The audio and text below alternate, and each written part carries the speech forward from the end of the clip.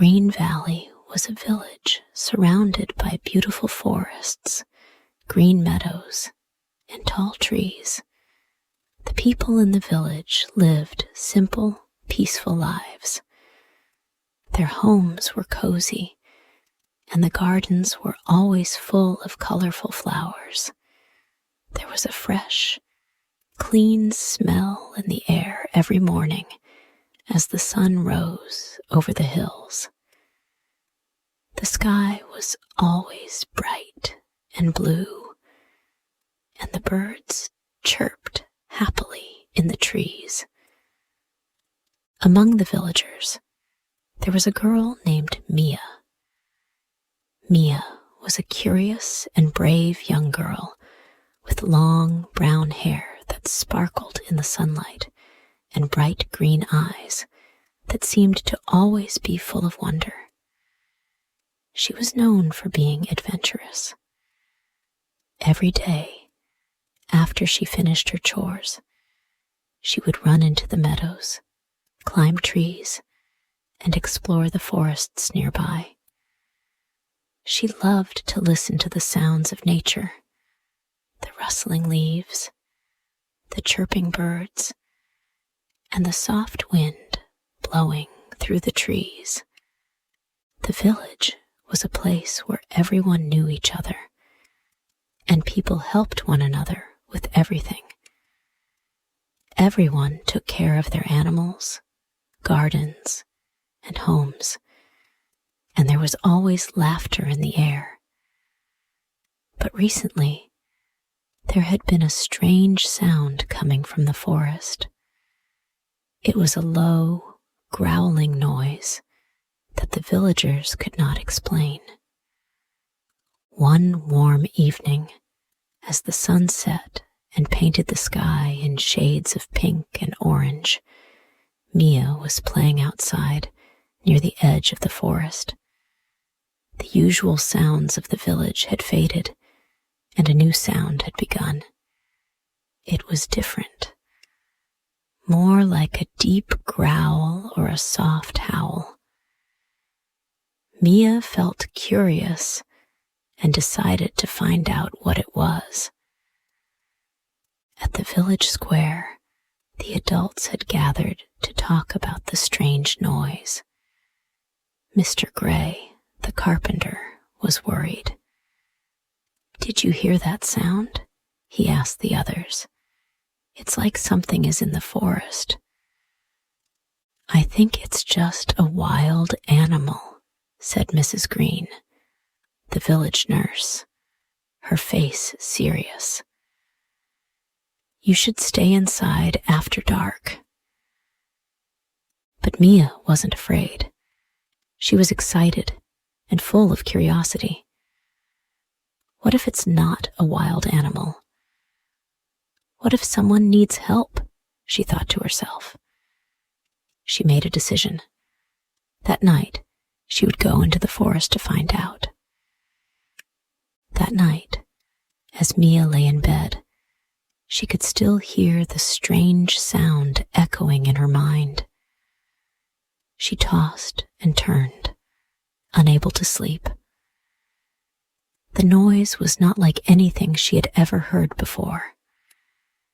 It was not the usual calls of animals or the wind rustling the trees. This was different. It sounded deep and sad. Mia couldn't ignore it any longer. She felt a strong urge to go into the forest. What if it's something or someone that needs help? She wondered. She knew that she had to find out. When the moon was high in the sky, Mia quietly climbed out of bed. She opened her window and felt the cool night air. The moonlight poured into her room, casting soft light on the floor. Mia grabbed her lantern and wrapped a warm scarf around her neck. She stepped outside, feeling the cool grass under her bare feet. The village was silent, and the only sounds were the soft rustle of leaves in the breeze. Mia took a deep breath. She was excited, but a little nervous too. She didn't know what she would find, but she was sure she was doing the right thing. With each step, the forest seemed to welcome her, its tall trees standing like silent sentinels, guiding her deeper into the night. Mia walked through the dark forest, her lantern lighting the path ahead. The sound was louder now, and Mia felt both nervous and excited. The deeper she went into the woods, the stronger the pull to find out what was causing the noise. After what felt like hours of walking, Mia came upon a large, old oak tree. Its thick, twisted branches seemed to reach out toward the sky, and its deep roots were firmly planted in the ground. The tree felt special to Mia, as if it had been there for centuries, watching over the forest. "Hello," Mia called, unsure of what to expect. "Is someone there?" To her surprise, a soft voice replied, "Hello, Mia." Mia froze. Her eyes widened. "Who said that?" she asked, looking around in shock. "I am Oak, the guardian of these woods," the voice answered gently. It seemed to come from deep within the tree itself. Mia's jaw dropped. She had heard stories of talking trees, but she never believed them. "A talking tree?" she whispered, not sure if she was dreaming. "Yes," Oak replied. "There is a creature in the forest, a wolf, once the protector of these woods, but now it is lost and alone." Mia's heart ached for the wolf. "What happened to it?" she asked softly, her voice full of concern. The tree sighed, and its branches swayed gently. "The wolf was once brave and kind, but one day fear overcame it. It ran away and now hides in the forest, making the strange sounds you hear." Mia nodded. "I want to help it," she said firmly. "I'm not afraid." Oak's voice softened. "Only kindness can heal the wolf. You must show it love." Mia made a promise. "I will help it."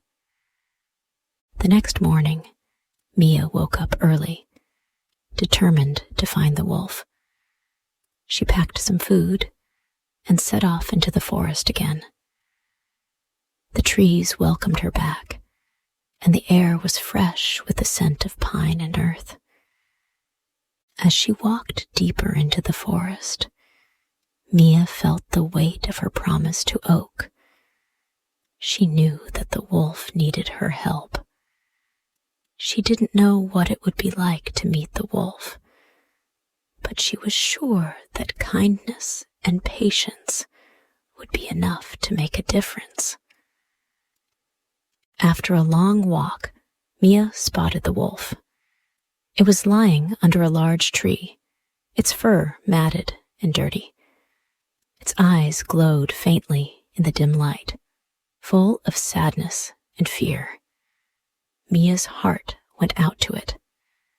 She stepped closer, her heart pounding in her chest. She took a deep breath and knelt down. "I'm not here to hurt you," she said softly. "I just want to help." The wolf growled softly, but didn't move. Mia didn't back away. She slowly reached into her bag and pulled out a piece of bread. "Please, take this," she said gently, offering it to the wolf. The wolf sniffed the air, unsure, but it slowly stepped forward. It took the bread from her hand, and for the first time, Mia saw a glimpse of trust in its eyes.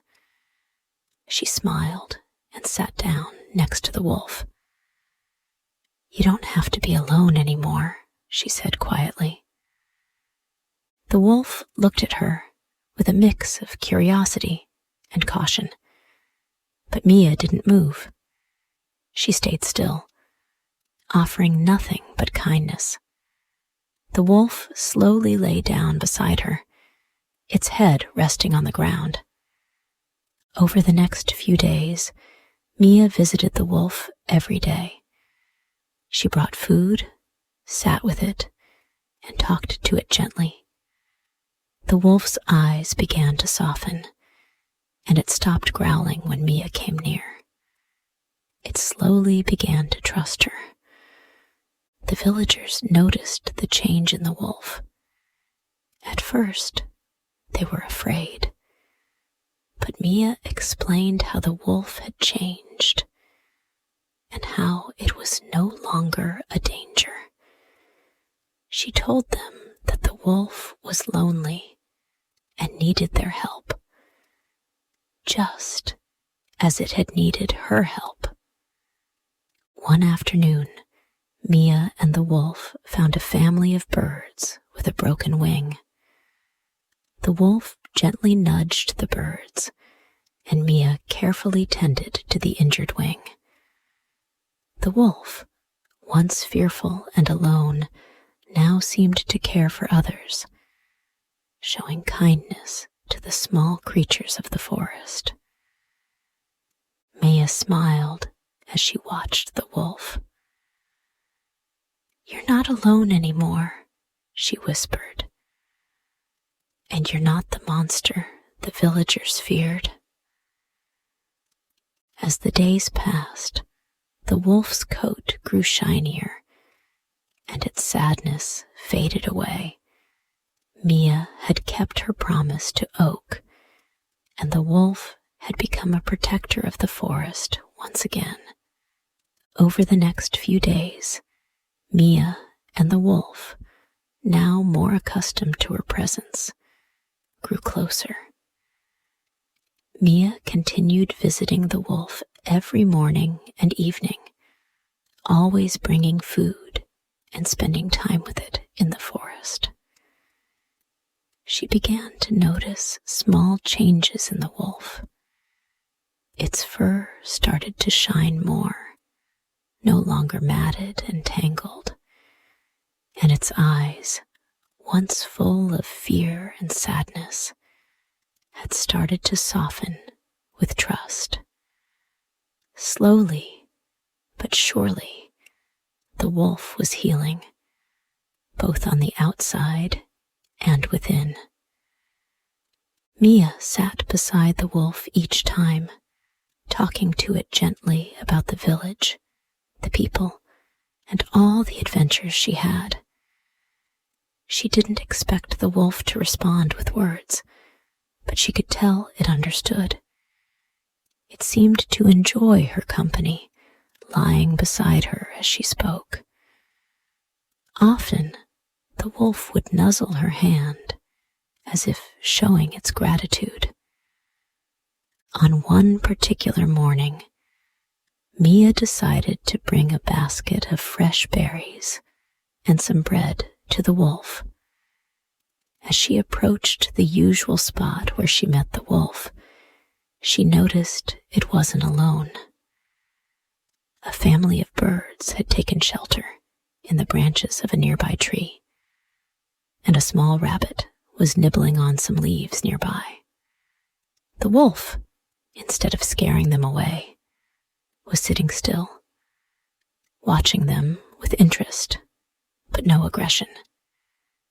Mia's heart swelled with happiness. She watched the wolf carefully as it tilted its head toward the birds and the rabbit. It wasn't just showing kindness to Mia.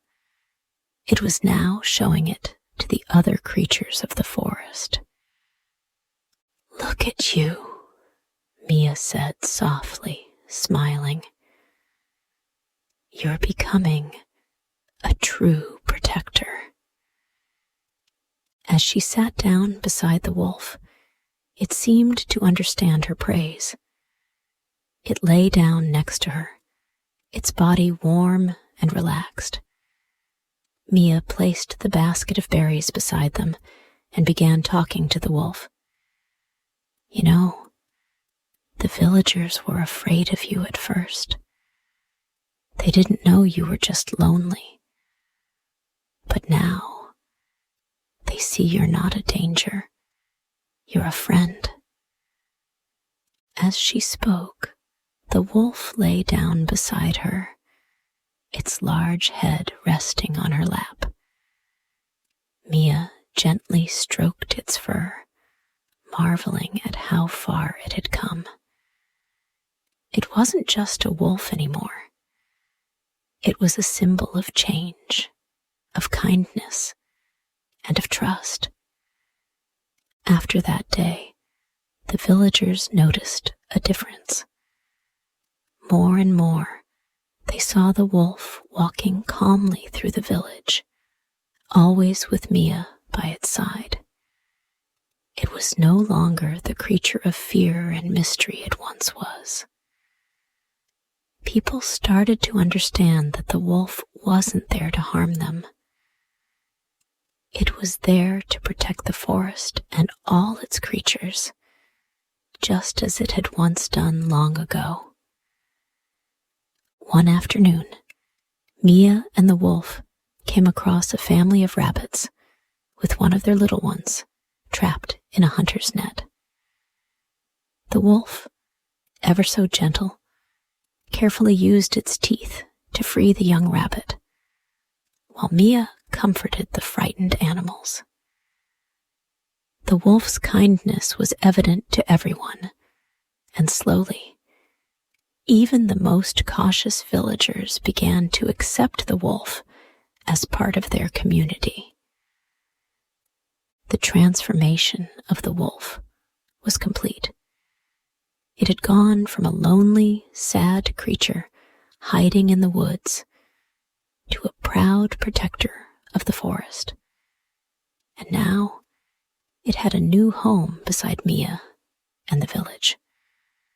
The villagers had come to realize that the wolf was not a threat, but a guardian, and they began to trust it.